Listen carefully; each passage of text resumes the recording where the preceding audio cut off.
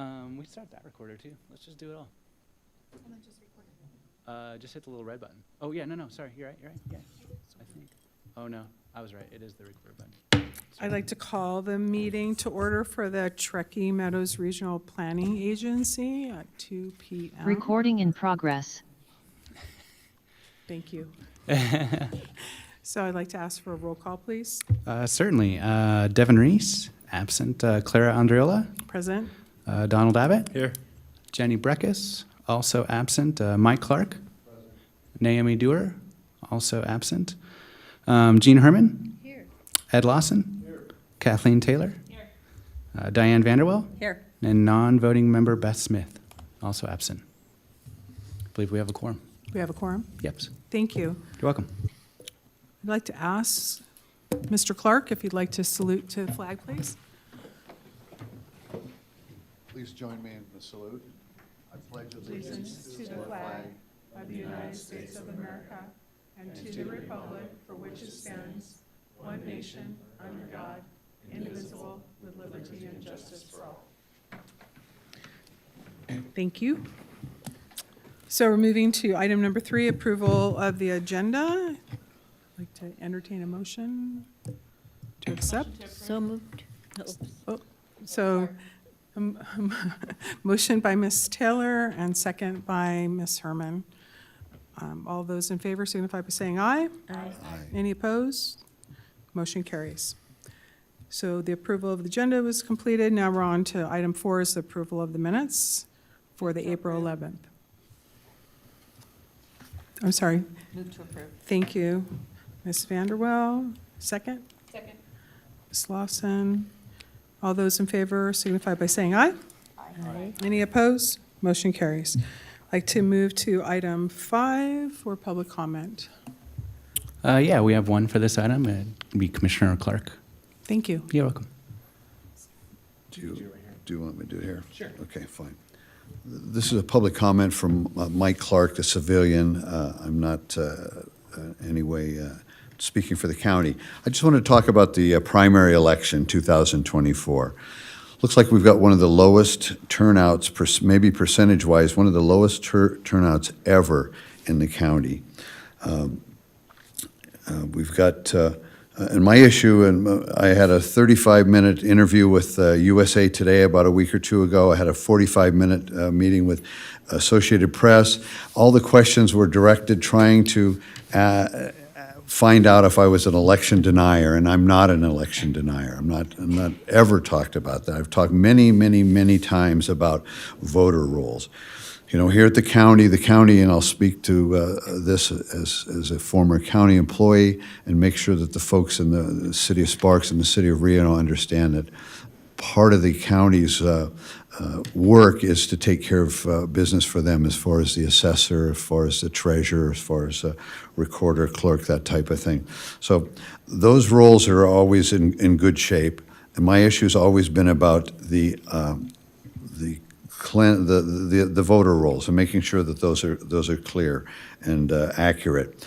This particular county and this particular election had over 25,000 ballots that we know about that were sent out and were returned. That tells you right there, there's probably at least 25,000 that we know about voter rolls that are inaccurate. They either could be the name is incorrect, the address is incorrect, the zip code's incorrect. Something is that caused those to come back to the registrar of voters. You know, the county over the last number of years has hired the elections group. We've had 3 registrar of voters. The county manager oversees these registrar of voters. Many commission meetings. We've responded to, in my personal case, I didn't receive a ballot this year, but here's a ballot, a sample ballot that was mailed to somebody who hasn't lived in the United States for 9 years. I've reported this to the county manager. I've reported it 8 or 10 times at county commission meetings. I've reported this to the last 3 registrar of voters. I've reported this to Cisco Aguilar, and yet again, this election cycle, I didn't get a ballot, but somebody who lives in Australia did. after it's been reported numerous times.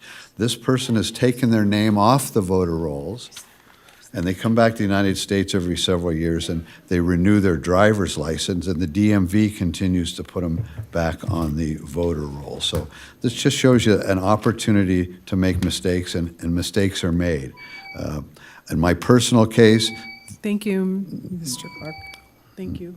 okay, Any additional public comment? We received none. Thank you. You're welcome. I'd like to pause for just one moment, trying to get on Member Doer is trying to log in. Do you need anything? No, I'll just send her that the, Okay. pretty much, I think we're good to go. Okay, thank you. So we're going to move to the consent agenda item for consideration for the items as listed, A, B, C, D. Move to approve consent. Second? Oh, sorry. Okay, so Ms. Vanderwell and Mr. Abbott. All those in favor signify by saying aye. Aye. Any discussion? Any opposed? Motion carries unanimously. Thank you. We're moving now to item number 7. And I'm going to go ahead and open up the public hearing for the business of the day, which is the public hearing for the regional plan amendment. And Mr. Tolley is going to do a presentation.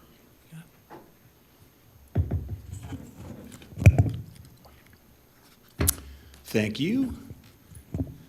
Chris Tolley, Team RP, I'll be taking us through this item, and this is the Thompson Family Trust amendment to the 2019 Truckee Meadows Regional Plan, and that case number is RPA 24-001. Start with the overview. Oh, wait a second. Okay, great. Thank you. Thank you. So Naomi Dorr is, Member Dorr is on the call. Can you hear us?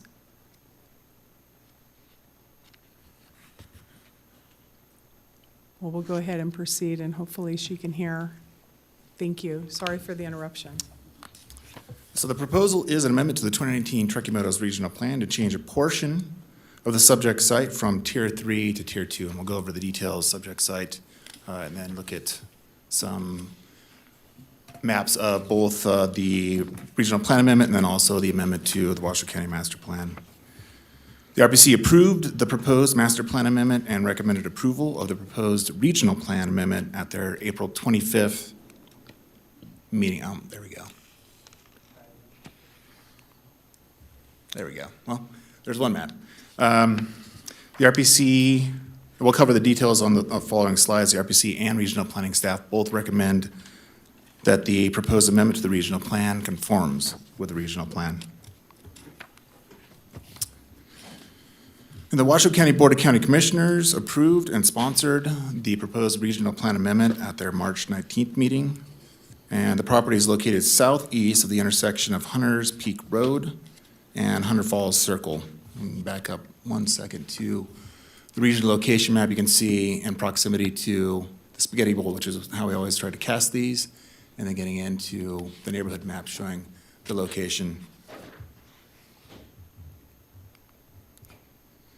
And then to move on to the actual overview of the regional plan amendment. The site is currently located in the Tier 3 regional land designation. The proposed amendment to the Washoe County Master Plan necessitates an amendment to the 2019 Truckee Meadows Regional Plan to change the regional land designation for the subject site from Tier 3 to Tier 2. Because Tier 3 lands are limited to the existing densities. Again, we'll look at a map showing this specifically. The Tier 2 regional land designation is proposed to be located on the northern 8.36 acres of the overall 81.38 acre subject site. The existing density on this is set by the rural land use, Washoe County land use designation, rural, which is currently inclusive of the entire site. And the Tier 2 regional land designation does allow up to 30 dwelling units per acre. However, the materials submitted by Washoe County indicate that the overall proposal includes a zoning map amendment to allow parcels as small as 1 acre in this subject area. So you can see the existing and proposed, existing being on the left, that is regional land designation, and then on the right, showing the proposed 8.36 acre portion of the subject site changing from Tier 3 to Tier 2 to allow the master planning to occur, and we'll go over those on this right here. And there we go. Perfect. Again, the overall proposal, as introduced, includes an amendment to the Washoe County Master Plan to change the land use on the northern 8.36 acres of the overall 81.38 acre subject site from rural to suburban residential. And as noted, the RPC approved the conformance review portion at their April 25th meeting, and that would be this, changing it, again, from the existing to the proposed, existing being all rural land use, and proposed being rural with the 8.36 or 8 acre subject site located in the northern portion. And that would change to, again, suburban residential.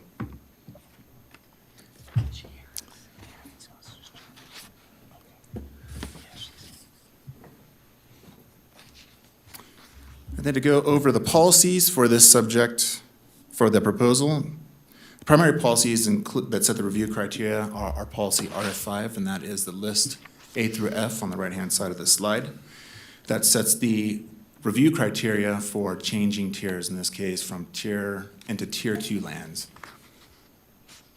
And the other policy is RC10, which we'll go over on the following slide, and that sets the overarching review criteria for the RPC and RPGB to consider as part of a regional plan amendment. And the criteria for policy RC10, again, the regional plan amendment review criteria, is listed on the side, and we'll step through each of these, or most of them, to present the analysis contained in the staff report. In regard to regional capacities and growth projections, the increase in potential residential density due to the proposed tier change is limited to, again, the approximately 8.36 acres of the overall 81.83 acre subject site. And for reference, a proposed low-density suburban zoning would allow, again, 1 acre parcels as the minimum size. In regard to existing and planned development, the proposal is not anticipated to negatively influence or impact any existing or planned developments. There are multiple residential developments in the vicinity, and the proposal fits within the character of this area.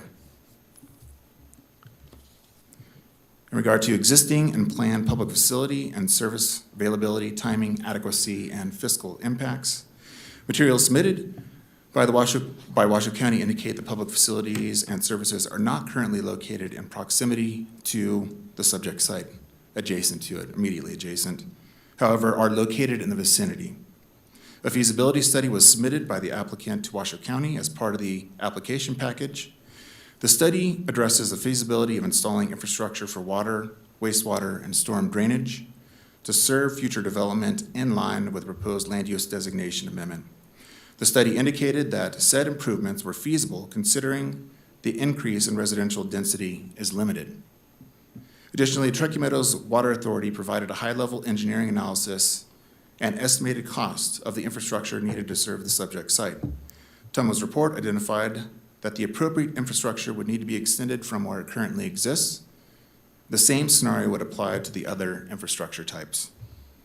Subject site is located immediately south of the Ridges at Hunter Creek development, and should the Ridges development be fully constructed, the infrastructure would be nearly adjacent to the 8.36 acre land use amendment area. If the Ridges development is not fully constructed, the necessary infrastructure will be required to be installed by the developer as part of the overall development process for the subject site or subject area. In regards to natural resources, overall, the proposal is not anticipated to significantly impact natural resources. A review of the Regional Plan Map 4 Development Constraints Area identified that the subject site contains Development Constraints Area, or DCA, for slopes greater than 30%, which is present on a majority of the subject site. The 8.36 acre land use or Regional Plan Amendment area also contains DCA for slopes greater than 30%. However, the applicant to Washoe County provided an exhibit to demonstrate that future proposed residential development could avoid most of the DCA. for slopes greater than 30%. According to the materials submitted, the DCA for slopes greater than 30% is present on approximately 64% of the subject site. The majority of the DCA area for slope will remain in the rural land use designation. Any future residential development of the subject site will be required to comply with the applicable Washoe County zoning code section that addresses slopes.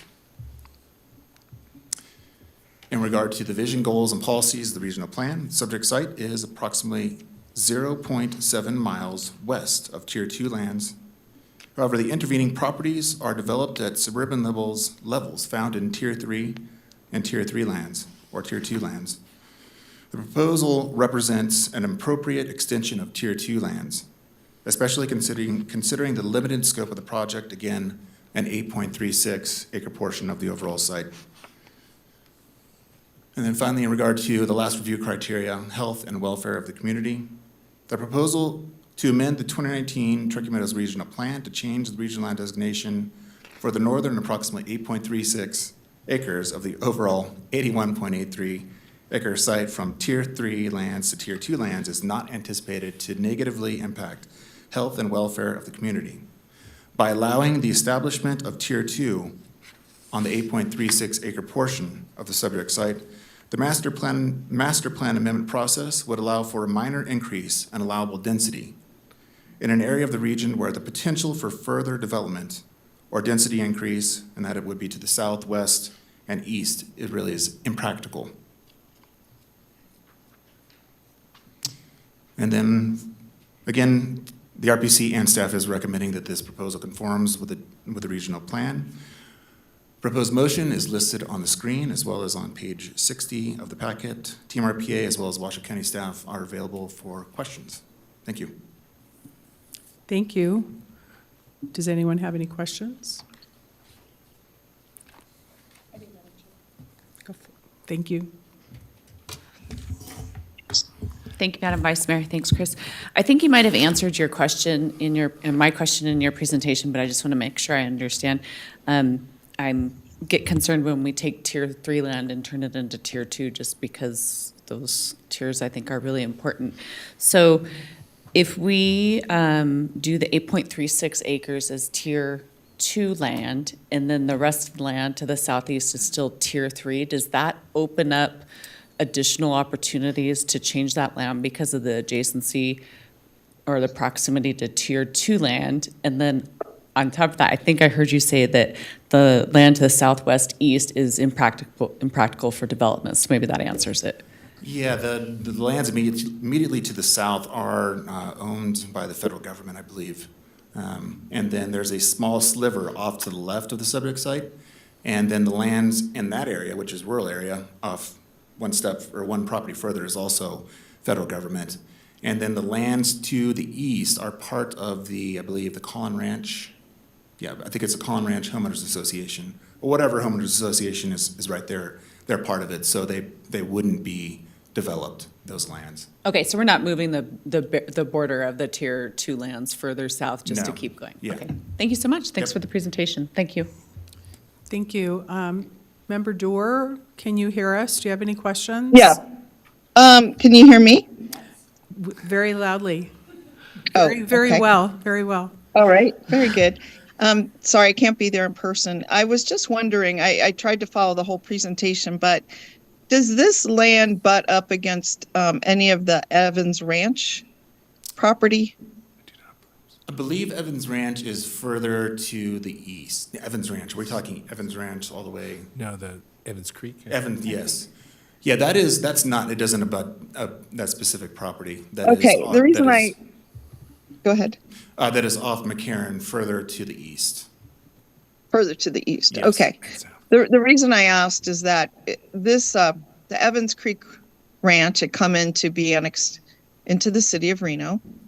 And the city council took a 7-0 vote to not annex it. There was a lawsuit that ensued, and the city was the victor of that lawsuit. It took a couple years, but I just wanted to make sure that I understood where these two properties were adjacent to each other, if they were adjacent to each other or near each other. And I was trying to get a bigger map. You showed some different maps, but I couldn't really tell from the map that you showed. Do you have a map that Yeah. I'll go shows? back to the regional location map. Yeah, and this doesn't show the parcel lines, but essentially, you're looking at this being on the western side of Collin Ranch, and those particular properties would be on the eastern side, further east. South, too. Yeah, so east between Southeast, yes, yep, Collin and Lake Ridge, yes. basically up by, is it Levec? Not Lavecchia, Viaggio. There's the most western development in the Lake Ridge where Evans Creek Road comes up and Ridgeview comes up, I believe is Viaggio. And then on the west side is Collin Ranch. So I guess it's just off your map to the east of this kind of medium blue color. Is that right? I think that's close. I think the intersecting development between this subject site and the Evans Creek, whatever it is, the actual name, I think it is Collin Ranch. Yeah. Yeah. And then the subject site, did you say it was near the Hunter Creek or Hunter? I'm not sure what it's called. Yeah, it's located southeast of the intersection of Hunters Peak Road and Hunter Falls Circle. We don't really show the map, the local level streets on the neighborhood map, but yeah, that's essentially where it is. Yeah. Okay. All right. Thank you. Thank you. Any other questions? Thank you. Is there public comment? We have none for this item. Okay, I'm going to go ahead and close the hearing and bring it back to the board for any discussion and a possible motion.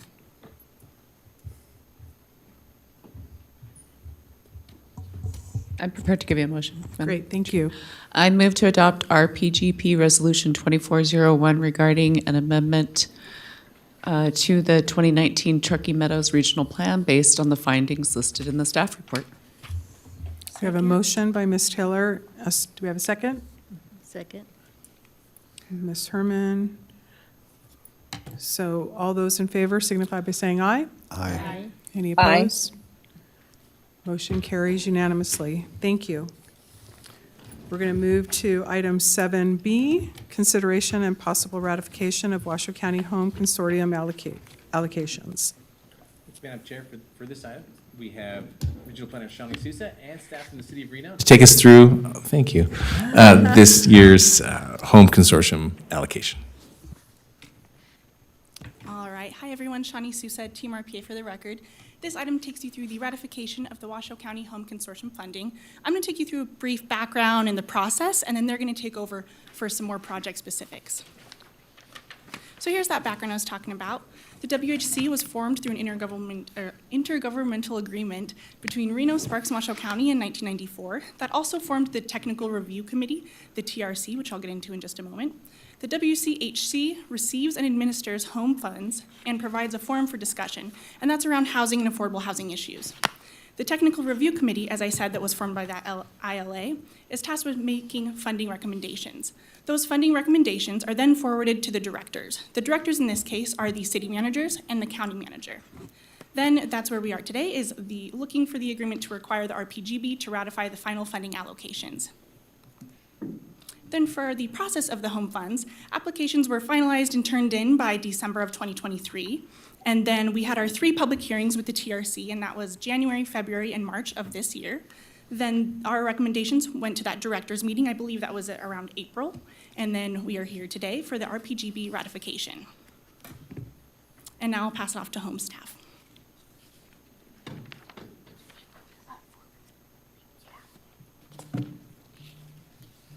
Good afternoon. My name is Julie Henderson. I'm with the Housing and Neighborhood Development Department at the City of Reno, which is the lead agency for the Washoe County Home Consortium.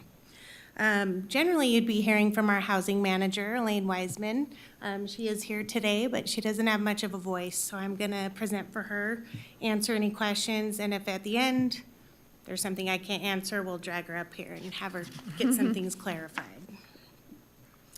Okay. So this slide represents the breakdown of the estimated allocation that we will receive for the home program to fund the projects that we hope to have ratified here today.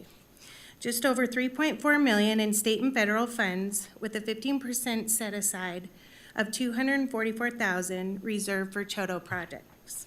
There's approximately $500,000 in anticipated program income from current projects, and due to new guidance, HUD is allowing past years of unused CHOTO funds to be used for regular home projects, should it not have been requested by a CHOTO. We do have some reserves available from 2021 and 2022 that now may be used for home projects.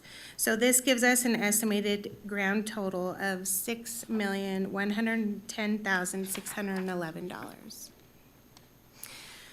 Previously, the TRC and the directors of the Washoe County Home Consortium determined that the Nevada Affordable Housing Trust Funds would be used for tenant-based rental assistance.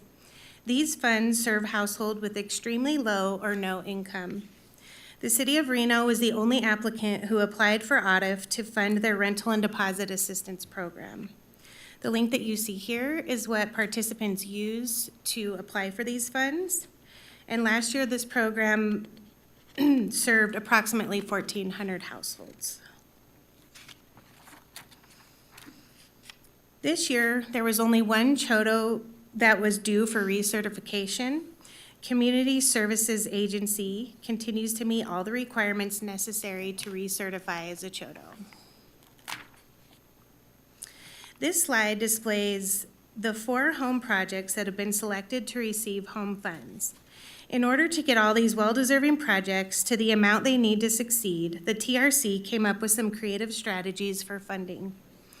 Arrowleaf on Harvard by PacWest Housing is a proposed new construction 168-unit affordable multifamily housing development consisting of 1, 2, and 3-bedroom units, offering 11 home units at 40% area median income. The recommended funding is $613,101 from this year's allocation. Additionally, in order to make them whole at their ask of $1,020,000, the remaining $406,899 needed will be used from those CHOTO reserves. Hawkview Apartments by the Reno Housing Authority and Brenshaw Development entails the acquisition, demolition, and redevelopment of a multifamily housing 100-unit complex, which is doubling to 199 units of housing. They will offer 12 home units at 50% AMI. The funding recommendation is $500,000 from this year's allocation, plus an additional $500,000 either from program income or a forward commitment, whichever gets them whole first. Sutro Street Senior Sanctuary by American Covenant Senior Housing Foundation is a proposed new development of 170 units of affordable housing, offering 14 home units at 50% AMI. The recommended funding is their full ask of $1.35 million. Lastly, the Empowerment Center 2 is a proposed new construction transitional housing development of 43 units for low to very low income households, which is 30% AMI or below. This housing is designed specifically for individuals who are on the path to recovery from substance use disorder, which is a much-needed service in our community. The recommended funding is their full ask of $1 million. If ratified, these projects will add an additional 580 units of affordable housing to our inventory. Previously, the Washoe County Home Consortium was allocated $5,066,913 in home ARP funds. These funds are designated specifically to go towards households who are homeless, experiencing homelessness, or fleeing domestic violence. Last year, the majority of the home ARP funds were allocated out to the following categories: tenant-based rental assistance, supportive services, and the development of affordable rental housing. After the 2023 funding round resolutions, there is $582,826 remaining in the supportive services category only. These are the 3 supportive services projects selected to receive the last of these funds. The goal of the Domestic Violence Resource Centers project is to offer counseling assistance programs to victims of domestic violence and their families. They are partnered with UNR's Community Behavioral Health Collaborative to pilot this in-house counseling program that also offers other wraparound services provided by the DVRC. Community Services Agency's new initiative Supportive Services Program will provide case management, rental and utility assistance, and assistance in finding counseling, housing, employment, transportation, food, and more. The Empowerment Center's Supportive Services funds will go toward a supportive employee who will provide outreach coupled with financial support to ensure housing security. They will also offer short-term rental assistance to home ARP qualifying populations. That's all I have for today, if anybody has any questions. I'd like to just clarify that we are on item 7B, 1 and 2 essentially was in the presentation, so thank you for that. Does anyone have any questions? Is there any public comment? There is none for this item. So there are 2 motions to be considered on page 80. And if there isn't any further discussion, I'd like to entertain the motion. If we could take the first motion that would apply to item 7B1, that would be wonderful on page 80. Madam Vice Chair. Thank you, Ms. Vanderroel. I move to ratify the Washoe County Home Consortium funding allocation of home funds as described in the staff report and the accompanying attachment. Thank you. We have a motion by Ms. Vanderwell. Do we have a second? And by Ms. Taylor. All those in favor signify by saying aye. Aye. Thank you. Any opposed? Motion carries unanimously. And staying again on 7B2, I'd like to entertain a motion, again, can be found on page 80. Madam Vice Chair, I'll make a motion. I move to ratify the Washoe County Home Consortium funding allocation of Home American Rescue Plan funds as described in the staff report and the accompanying attachment. We have a motion by Ms. Taylor. Second by Ms. Vanderwell. All those in favor signify by saying aye. Aye. Any Aye. opposed? Thank you. Motion carries. Thank you. We're now moving to item 7C, presentation and possible discussion regarding the 2024 Truckee Meadows Regional Plan update. Thank you, Madam Chair. Director, for the record, we're going to have the 3 of us do a joint presentation for you, Nate, Kusha, Chris Tully, and myself, Jeremy Smith. Thank you. Good afternoon, members of the board. Nate Kusha for the record.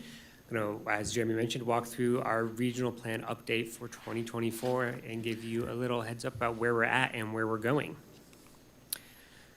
So, as you hopefully all know, our 2024 regional plan update is really looking to be a minor update to the existing plan and really refining approaches to natural resource policy, regional land designations, and other things that were introduced or discussed in our big update back in 2019.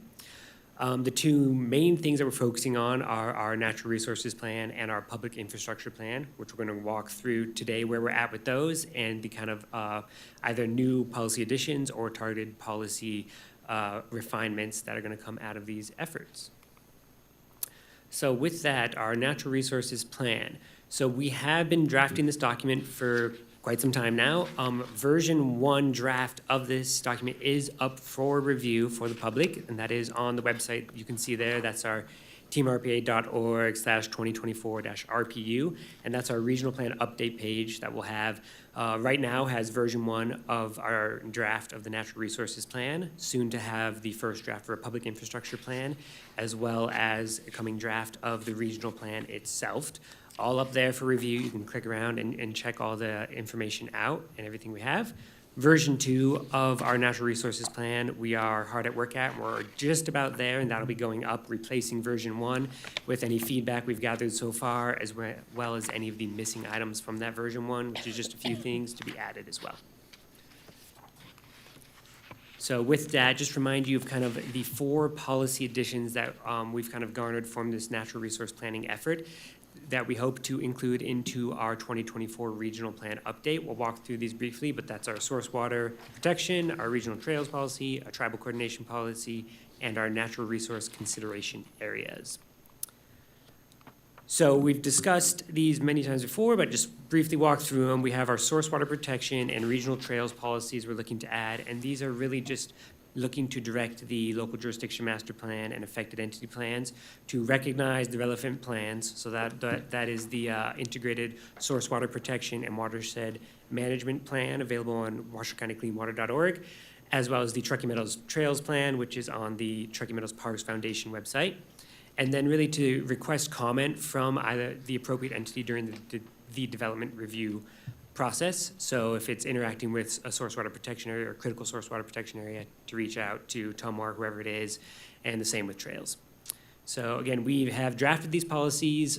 These two have both been seen by the Regional Plan Update Working Group, as well as the Regional Planning Commission. We've got a lot of feedback on, and we'll have some final drafts coming out of those soon.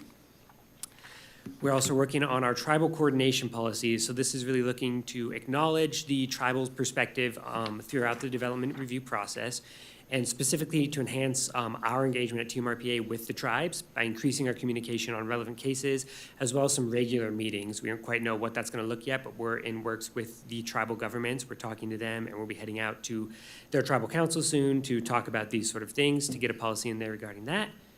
And additionally, another way we're going to look at enhancing our communications with the tribes is we're going to be putting a landing page of all of our initial review memos up on our website. So anybody can access that, but the tribes can as well. And then we'll be flagging any cases that we receive at regional that we think we really want to have comment or reach out to the tribe about. We'll do that at that point and send them the initial review memo as well as the case itself.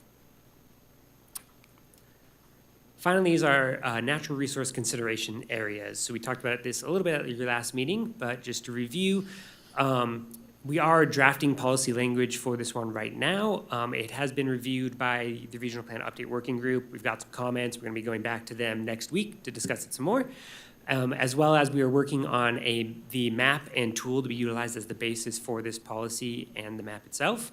That's currently in process, so we'll be getting feedback from them. We'll obviously bring final drafts of that to you guys as well. But just a quick look at, these are the layers that we're looking at including in this natural resource considerations. And this policy, again, is really seeking to just provide more information about all of these things during the development review process. And here's kind of what that's going to look like spatially. We'll have a map that will prop up where you can put in a parcel. You'll get some feedback here. And then in our initial review memos, we'll have some sort of readout that looks something like this, tells you a percent cover of whatever layer you're interacting with, and that'll go out with all of our initial review memos to the jurisdiction, the local planners for review, and just to provide more information on all these natural resource considerations. So that's where we're at with the natural resources plan. I'm going to hand it over to Chris now to talk about the public infrastructure plan. Thanks, Nate. Chris Tully again, Team RPA. Go through the public infrastructure plan, give an update on where we're at. Again, the public infrastructure plan has three basic goals, and those are to create the document, bring all the information together, and then design policy and process improvements for the 2019 regional plan as we transition to the 2024 regional plan. And again, policy PF1 addresses what's listed in our state statutes, and that includes water, wastewater, stormwater, flood control, transportation, roads, and schools. So regarding goal number 1, we are looking to release the draft for review starting in July, and that is going to be preceded by Team RPA and then our consultant, Hansford Economic Consultant, reviewing the document internally, and then sending that to the jurisdiction and entity staff to make sure that what we say on there is accurate. And then finally, a public reviewable landing page, which Nate showed earlier. And then we're also looking to, as part of this, to address the 5 domains with short and long-term policy implications. So stuff that we would tackle in the shorter time frame, and then things we would be working on possibly over a 5-year time period. And then a lot of work is really happening in all this, but a lot of work here currently too. And this is bringing all the information together bringing the data together to turn that into usable information. So we're almost done collecting the GIS data from all the jurisdictions and entities, almost done. And then creating the spending summaries. Currently, we are working at a draft level with the jurisdictions. We've sent them information to verify, and most of which have verified, and we're still working with a few of the jurisdictions or entities in order to verify those. So that will be a large component of really what we're doing, is to bring that information in and then showing it from a regional perspective. And then this is going to help us to establish a baseline for the actual CIP data. So this is kind of the template we're working on right now, and that we will staff without the help in the future of our consultant, unfortunately. Staff is going to be doing all the stuff that Hansford Economic Consultant did, but I think we understand what we're up against, and we can do it. So, but yeah, that's creating the templates, and that is, again, we're showing information related to growth-related capital improvement plan projects done by the jurisdictions and entities, as well as community investment, reinvesting in ourselves, what we already have. And who we're working with, just show the list again, but Tumwa is a big one, all of them, big working with, and this is not in order of importance, this is a sequence of meetings that we held where we showed that. So this is just showing the full list of all the folks that we're working with, and they're doing excellent work. And then goal 3, design and implement the improvements, again, policy and process improvements. So we're looking to change policy PF3, which required creation of the plan, to the ongoing implementation of the public infrastructure plan.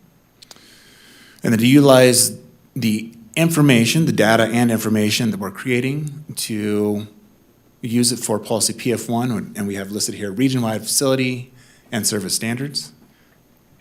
So that would be used for not only case processes, but our other processes, such as the consensus forecast. And that goes to Jeremy. That was quick. Thank you both. Jeremy Smith for the record. I'll take us, how do we get to October? That is the question at hand here. So Shawnee's made some amazing graphics to help us get there.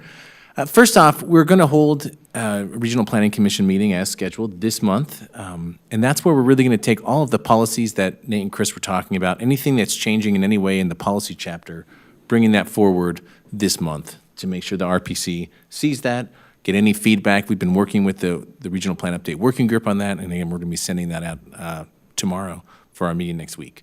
So that gets us to that policy piece. But then we have to actually get a red line of the regional plan. We need to finish these documents and get it all wrapped up. And so between now and the July 25th RPC meeting, we'll be absolutely working on making sure all of that is available, drafted. You can look at it for review.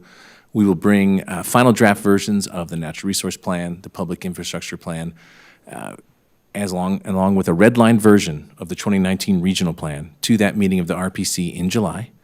And then we'll get any feedback there, incorporate that as necessary, and then bring those same set of documents to this body at your August meeting so that you get that look at it before October to make sure if you have any comments or feedback at that time, we can incorporate it.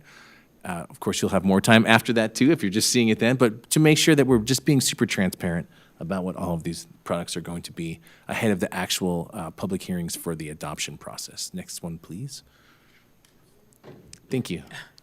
Awesome. Okay, and then so following that July-August timeframe I just laid out, we have our third annual One Region event at Rancho San Rafael Park, where we'll be able to put all of this information we've put together out there for public consumption, for review.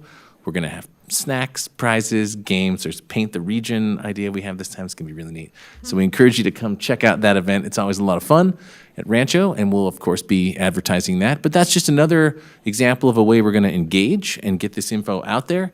And then finally bring a final draft of all of these pieces to that August 22nd Regional Planning Commission meeting and kind of get the final say from the RPC, which is the technical advisory body that's really responsible for recommending this regional plan update, to make sure that they're good with what that looks like at that time.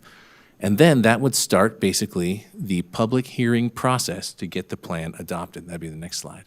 So the state law requires 3 public hearings led by the RPC, the Regional Planning Commission, that must physically occur in each of the jurisdictions.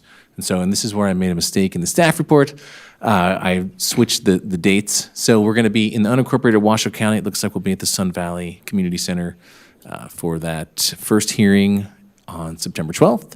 September 19th will be at the Reno City Council chambers. And then on September 26th, we'll have the full RPC meeting and that final public hearing about the plan for that recommendation at the City of Sparks Council chambers. And then, bam, we come back to the RPGB in October, and we have all of that taken care of. We bring the final version of all of these documents, the version of the regional plan, that's the 2024 version, plus the NR plan, plus the public infrastructure plan, and all of its attended stuff, bring it for formal adoption October 10th, 2024, right here in this room. So that is the goal and what we're aiming to do. With that, there's a motion basically to accept the report, or if you would like to provide any feedback with that acceptance motion, we would greatly appreciate it. Thank you. Thank you. I would just like to procedurally note that Member Clark left at approximately 2:41. Is there any public comment? There's none. Does anybody have any questions? Madam Chair. Sure. Yeah, not a question, but just a comment. I know it's been a long haul for Jeremy and the team to get to this point on the natural resource plan because we really had no template. This is a first, but I'm extremely excited that we have got this far.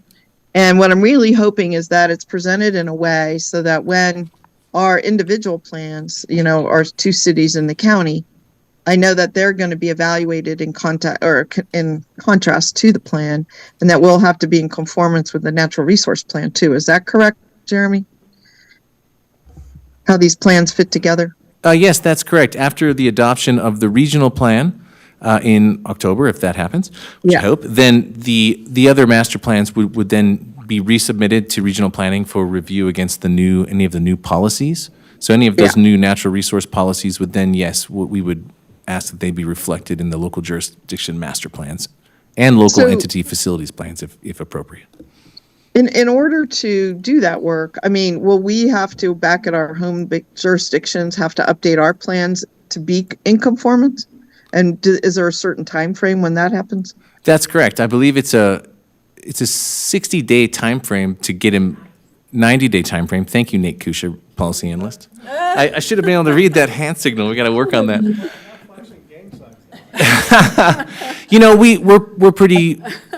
We work with the jurisdiction staff to make sure that we can get it done, and we have a process of something called scheduled additions. So we manage the timeframes to get those additions into those master plans and facilities plans collectively with the staff, but we stay on top of it. So yeah, there's a process to update.